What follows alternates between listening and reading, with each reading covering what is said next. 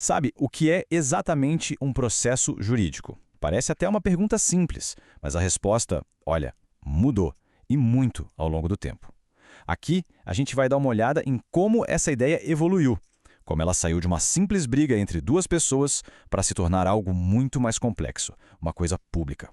Vamos mergulhar nas grandes teorias do direito para entender como a gente chegou na visão que temos hoje. Vamos pensar um pouco. Quando alguém processa outra pessoa, o que está acontecendo ali de verdade? É só um conflito particular que precisa ser resolvido e pronto? Ou será que tem algo maior em jogo? Uma estrutura que, de alguma forma, envolve todo mundo? Pois é, essa é a pergunta que deixou juristas pensando por séculos e que a gente vai tentar desvendar agora. Para entender o que é um processo, a gente vai fazer uma pequena viagem no tempo. A gente começa com as primeiras teorias que viam o processo como uma coisa privada. Depois, vamos ver a revolução que colocou o Estado no centro de tudo.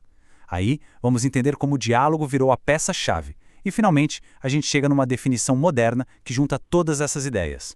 Então vamos lá, começando nossa jornada. O conceito de processo não apareceu do nada, prontinho. Ele foi sendo construído com o tempo, sabe? Passou por diferentes fases, e cada uma delas tinha um jeito bem particular de enxergar o que realmente acontece quando alguém vai para a justiça.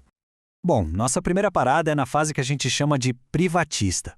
Nessa época, os juristas tentavam explicar o processo usando as ferramentas que eles conheciam, que vinham do direito privado. Para eles, o processo parecia um tipo de acordo ou um conjunto de regras só entre as pessoas envolvidas.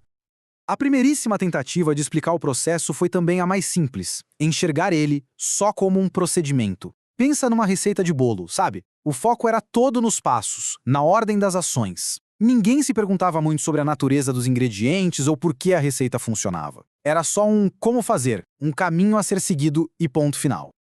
Só que essa visão era rasa demais, né? Se o processo é só uma sequência de passos, onde é que ficam os direitos e os deveres de quem está participando? E o juiz? Ele não é um espectador que só apita o jogo. Ele tem poderes, tem responsabilidades. Essa teoria simplesmente não dava conta de explicar a teia complexa de relações que existe num tribunal. A busca por uma explicação melhor levou a uma outra ideia. E se o processo fosse um tipo de contrato? Lá nos séculos XVIII e XIX, essa teoria ganhou bastante força. A lógica era a seguinte: as partes, de alguma forma, concordavam em levar o problema delas para um juiz, aceitando de antemão a decisão dele. Fazia até um certo sentido para a época. Só que essa ideia de contrato tem uma falha bem óbvia, né? Alguém já perguntou para um réu se ele concorda em ser processado? Claro que não, a pessoa é obrigada a participar. A justiça não é um serviço privado que a gente contrata como se fosse um encanador. É uma função pública, é o poder do Estado agindo. A teoria do contrato simplesmente não batia com a realidade. E é aqui que o jogo vira. A compreensão do processo deixa de ser uma questão privada e passa a ser vista como parte do direito público. Se prepara, porque é agora que a história fica boa de verdade. Lá no finalzinho do século XIX, um único trabalho intelectual causou uma verdadeira revolução. Mudou para sempre o jeito que o mundo do direito olhava para o processo. Foi essa obra que lançou as bases do que a gente entende hoje. O arquiteto dessa revolução foi um jurista alemão chamado Oskar von Bülow, e a ideia dele foi genial de tão simples. Ele separou o direito que está sendo discutido, o direito material, da forma como ele é discutido, o direito processual. Foi como se ele dissesse, olha, uma coisa são as regras do jogo, outra coisa é o jogo em si. A essência da teoria de Bülow é essa aqui. O processo não é um acordo privado. Ele é uma relação jurídica de direito público, com 3 pontas: o autor, o réu e, o ponto crucial, o Estado, na figura do juiz. O juiz não é mais um espectador. Ele é um participante ativo, é fundamental nessa relação. Essa imagem aqui captura a ideia perfeitamente. A relação é um triângulo.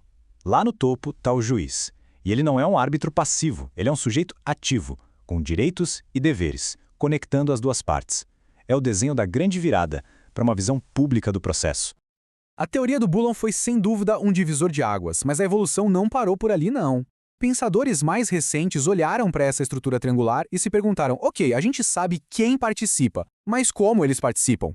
Essa pergunta adicionou uma nova camada de profundidade na nossa compreensão. E a resposta veio com o jurista italiano Elio Fazzolari. Ele disse que o que transforma um simples procedimento num processo de verdade é o contraditório. Para Fazzolari, o processo é, na sua essência, um diálogo justo, em que cada lado tem a chance não só de falar, mas de verdadeiramente influenciar o resultado. Esse slide aqui resume a evolução de um jeito brilhante. O bulo nos deu o esqueleto, a estrutura triangular. O Fasalari deu vida a esse esqueleto, mostrando que o coração do processo é o diálogo, é a participação. A gente saiu de uma foto estática da relação para um filme dinâmico do debate. Mas na prática, o que significa esse tal de contraditório? Esse exemplo aqui ilustra perfeitamente. Não basta a Maria ter a chance de falar. Os argumentos dela precisam ser de fato ouvidos e considerados pelo juiz na hora de decidir. Contraditório não é só o direito de falar, é o direito de influenciar a decisão. É a garantia de que o julgamento vai ser justo. Bom, depois de toda essa jornada teórica, a gente chega na pergunta final. Afinal, o que é um processo?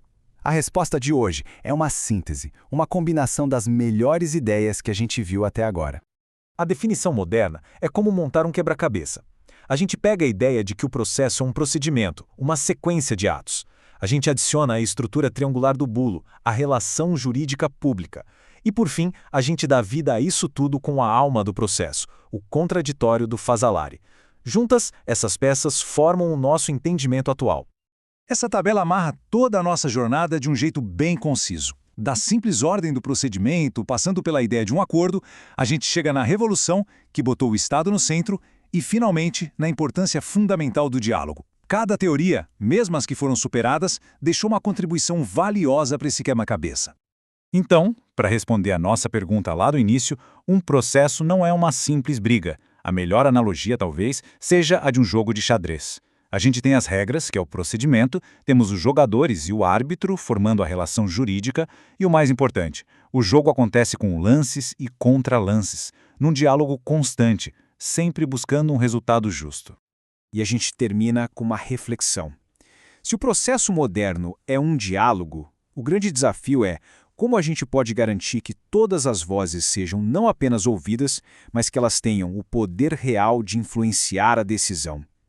Essa é a questão que está no coração dos desafios do direito hoje em dia. Obrigado pela companhia nesta exploração.